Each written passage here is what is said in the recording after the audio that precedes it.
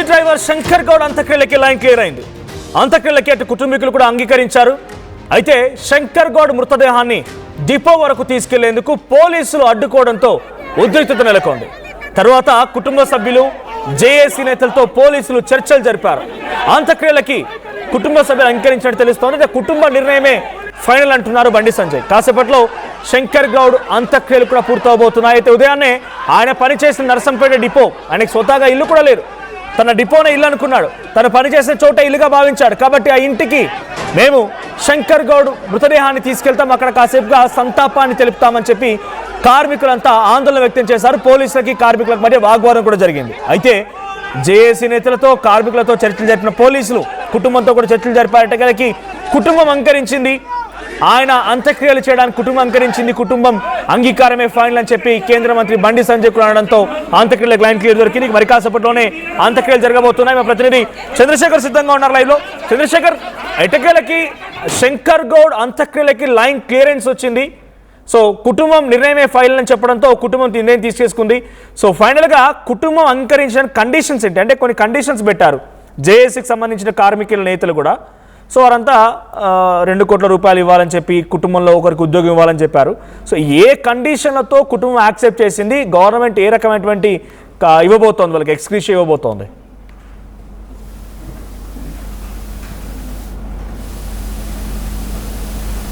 కాలం పాటు సేవలు అందించినటువంటి వ్యక్తి ఆయన బలవన్ మరణానికి పాల్పడినటువంటి విషయం విదితమే. దీంతో ఉదయం నుంచి కూడా ఈ ప్రాంతంలో ముద్దలపేటలో ఉన్నాం ప్రస్తుతం, వారి నివాస స్థలం వద్ద. వారి నివాసం అంటే వారి కూతురు నివాస స్థలం వద్ద. ఎందుకంటే నిరుపేద కుటుంబానికి చెందినటువంటి శంకర్ గౌడ్ మొదటి నుంచి కూడా ఆర్టీసీ లో ఉద్యోగ నిబద్ధతతో పనిచేసినటువంటి వ్యక్తి. సమ్మె సంబంధించినటువంటి చర్చలు విఫలం కావడంతోనే ఆయన ఇంత ఆందోళనకి ఆవేదనకి గురైనటువంటి నేపథ్యంలో ఆయన బలవన్ మరణానికి పాల్పడినటువంటి విషయం విదితమే. ఈ క్రమంలోనే అంతా ఆయనని రక్షించాలని ఎంత ప్రయత్నించినా ఫలితం రాలేదు. దీనిలో భాగంగానే ఉటావుట్న తెలంగాణ రాష్ట్ర వ్యాప్తంగా ఒక సిచ్యువేషన్, హైటెన్సివ్ సిచ్యువేషన్ నెలకొంది. ఉదయం నుంచి ఇక్కడ ఈ నివాస పరిసర ప్రాంతాల్లో అయితే ఆర్టీసీ కార్మిక సంఘాలకు సంబంధించినటువంటి నేతలు, కార్మికులు పెద్ద ఎత్తున తరలి రావడం జరిగింది. నివాళులు అర్పించారు. తమ యొక్క సహోద్యోగి బలవన్ మరణానికి పాల్పడ్డారు, మా కొరకి ఈయన ఆత్మ బలిదానానికి పాల్పడ్డాడు కాబట్టి ఆయన నమ్ముకున్నటువంటి దాన్ని ఖచ్చితంగా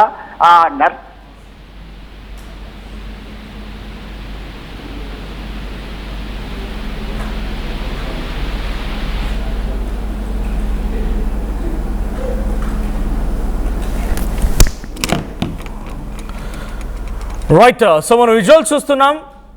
ముత్తోజిపేట శంకర్ గౌడ్ కుమార్తె నివాసం దగ్గర నుంచి ఆ విజువల్స్ మనకు కనబడుతూ ఉన్నాయి. సో శంకర్ గౌడ్కి సొంతగా ఇల్లు కూడా లేదు. దీంతో కుమార్తె ఇంటి దగ్గరే అంత్యక్రియలు చేస్తూ ఉన్నారు. సో ఆ లైవ్ విజువల్స్ మనం చూడొచ్చు. సో ఈ నివాసం దగ్గర ఎటువంటి సిచ్యువేషన్ ఉంది, అక్కడే తన మృతదేహానికి సంబంధించి పెట్టినటువంటి ఆ బాక్స్ కూడా కనబడుతోంది. సో కొంత ఉద్రిక్తత పరిస్థితి నెలకొని, ఉదయం నుంచి ఉద్రిక్తత పరిస్థితి నెలకొన్నటువంటి ఆ విజువల్స్ కూడా మనం చూస్తున్నాం. సో బండి సంజయ్ కూడా అక్కడికి చేరుకున్నారు, ఆ కుటుంబాన్ని పరామర్శించారు, కార్మికులతో కూడా మాట్లాడుకొచ్చారు, కార్మికులకి ధైర్యం చెప్పారు, ఇలాంటి ఘటనలకి పాల్పడొద్దని చెప్పి వాళ్ళు మనోధైర్యం నింపే ప్రయత్నం చేశారు. అన్నీ జరుగుతున్నాయి. ప్రజెంట్ మనం లైవ్ విజువల్స్ చూడొచ్చు. అంత్యక్రియలకు సంబంధించి కూడా అన్ని రకాలుగా ఏర్పాట్లు జరుగుతూ ఉన్నాయి. సో కాసేపట్లో అంతిమయాత్ర కూడా ప్రారంభమయ్యే అవకాశం ఉంది. ప్రతినిధి చంద్రశేఖర్ ఉన్నారు.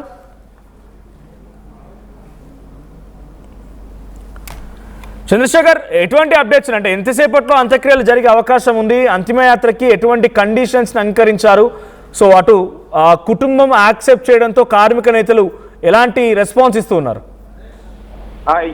మనోజ్, మరికొద్దిసేపట్లో ఈ అంతిమ యాత్ర చేపట్టడానికి రంగం సిద్ధమైంది. దీనిలో భాగంగా కార్మికులు అలాగే పెద్ద ఎత్తున పోలీసులు తరలి రావడం జరిగింది. అన్ని రకాల ఏర్పాట్లు సిద్ధమయ్యాయి. మొత్తం మీద వారు ఒకటే చెప్తున్నారు, వీరి కుటుంబాన్ని ఆదుకోవాలి. నిరుపేద కుటుంబం ముందు నుంచి కూడా వీరికి సొంత ఇల్లు అనేది లేదు, ఆ ఇంటి నిర్మాణానికి సంబంధించి ఒక శాంక్షన్ చేయాలి, వారి కుటుంబానికి 2 కోట్ల రూపాయలు ఇవ్వాలి అని చెప్పేసి డిమాండ్ చేయడం జరిగింది. తక్షణ సహాయం కింద రాష్ట్ర ప్రభుత్వం యొక్క ప్రతినిధిగా వచ్చినటువంటి రెవెన్యూ డివిజనల్ అధికారి 10 లక్షల రూపాయలు ఎక్స్ప్రెషియా, అలాగే 5 లక్షల రూపాయలు ఎమ్మెల్యే ఫండ్ నుంచి ఇస్తాము, ఇందిరమ్మ ఇల్లు ఇస్తామని చెప్పేసి చెప్పడం జరిగింది. దీంతో వారు ఒక రకంగా సాటిస్ఫై కాలేదు. అయినప్పటికీ కూడా ఒక రకంగా పోలీస్ అధికారులు, ప్రభుత్వ యంత్రాంగం మంతనాలు జరిపి చర్చలు జరిపింది. దీనిలో భాగంగా తమ యొక్క కుటుంబ సభ్యుడు ఆ డెడ్ బాడీని రోడ్డు మీదకి తీసుకెళ్లడము, ఈ క్రమంలో తోపులాట జరగడము, ఉద్రిక్తత దారితీయడంతో ఇంత మనస్తాపానికి గురైనటువంటి పరిస్థితి వాళ్ళ కుటుంబ సభ్యుల నుంచి వచ్చినటువంటి పరిస్థితి. మీరంతా కూడా దాన్ని ఒక రకమైన సిచ్యువేషన్లో ఫీలింగ్స్, మనోభావాలు పెద్ద ఎత్తున దెబ్బతిన్నాయి. ఆయన ఫ్రీజర్ దెబ్బతింది, అలాగే రక్తం చిందించాల్సి వచ్చింది. ప్రశాంతమైనటువంటి వాతావరణంలో అంత్యక్రియలు జరగకుండా చూస్తే ఎట్లా ఏమొస్తుంది అనేటువంటి ఒక రకమైనటువంటి అయోమయ గురవుతున్నామని చెప్పేసి వారి కూతురు షామిలి, వారి కూతురు ఇంటి వద్దనే ఆ డెడ్ బాడీ తీసుకొచ్చి అంతిమ యాత్రకు రంగం సిద్ధమైనటువంటి పరిస్థితి. ప్రస్తుతం ఒకటే చెప్తున్నారు, కార్మికులు కావచ్చు, కుటుంబ సభ్యులు కావచ్చు, వీరికి ఒక కుమారుడు ఉన్నాడు హేమంత్.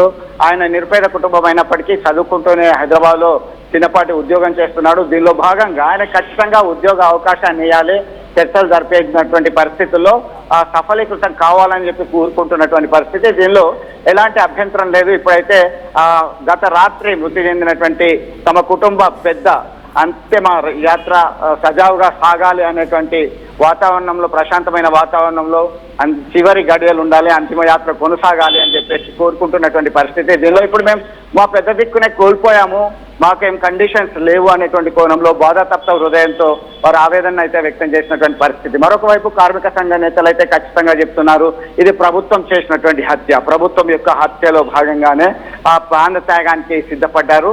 మరో ముగ్గురు సైతం ప్రాణాపాయ స్థితిలో ఉన్నారు. దీనికి అంతటికీ కారణం ప్రభుత్వమే, ప్రభుత్వ యంత్రాంగమే. అదే మేము నోటీస్ ఇచ్చినప్పుడు మీరు చర్చలకు పిలిస్తే ఇతను శంకర్ గౌడ్ ఇట్లాంటి నిర్ణయం తీసుకునేవాడు కాదు అని చెప్తున్నారు మనోజ్. దీనిలో భాగంగా ఒక ఆవేదన, ఆందోళన కలగలిపినటువంటి సిచ్యుయేషన్ అయితే తన హృదయ విదారకంగా ఉంది ఇక్కడ ఉన్నటువంటి condition. Right, thank you Chandrashekar. So మొత్తంగా శంకర్ గౌడ్ నివాసం దగ్గర నుంచి ఆ ఎక్స్క్లూజివ్ లైవ్ విజువల్స్ మీరు చూస్తున్నారు. అంతిమయాత్రకి అంతా సిద్ధమైపోయింది. సో కుటుంబం ఆయన యొక్క మృతదేహాన్ని అక్కడికి నర్సంపేటలోని డిపో దగ్గర తీసుకెళ్తామని కార్మిక సంఘాలు, కార్మిక నేతలు, కొంతమంది అక్కడికి వచ్చినటువంటి సహా ఉద్యోగులు చెప్పడంతో అటువైపు మృతదేహాన్ని తరలించడం, కొద్ది దూరం వరకు మృతదేహాన్ని తీసుకుని వెళ్ళడం, పోలీసులు వాగ్వాదం దిగడం, ఒకరిపై ఒకరు తోపులాట జరగడం, ఏకంగా రక్తం కూడా చిందించారు. అటువంటి పరిస్థితి ఉంది.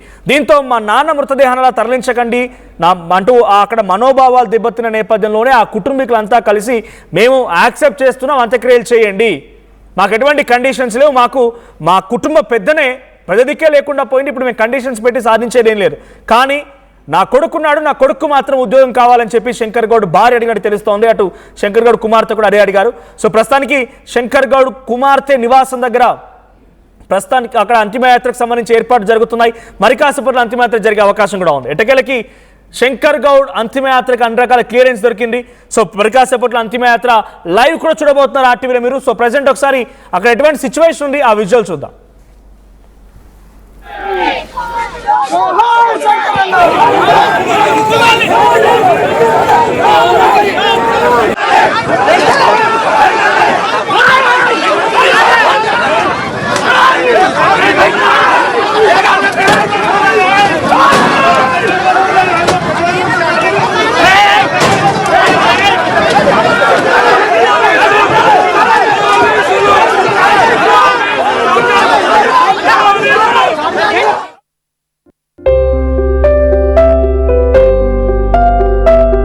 చిన్న చిన్న ఆనందాలు 35 ఏళ్లుగా నా జీవితంలో లేవు. 35 ఏళ్లుగా నేను డైపర్లలో బ్రతికాను. 6 సెంటీమీటర్ల ఫిస్టులా నా మూత్రాశయంలో లీకు కారణమైంది. ఎవరూ నాకు సహాయం చేయలేకపోయారు. ఏఐఎన్యూలో వైద్యులను కలిసే వరకు అక్కడ వారు రోబోటిక్ శస్త్రచికిత్సతో నాకు పరిష్కారం ఇచ్చారు. వారు నా ఆత్మవిశ్వాసాన్ని కూడా తిరిగిచ్చారు. Precision Care makes it possible. The Center for Robotic Surgery at AINU. Fast. Track your career with programs tailor-made for the industry. KL Global Business School.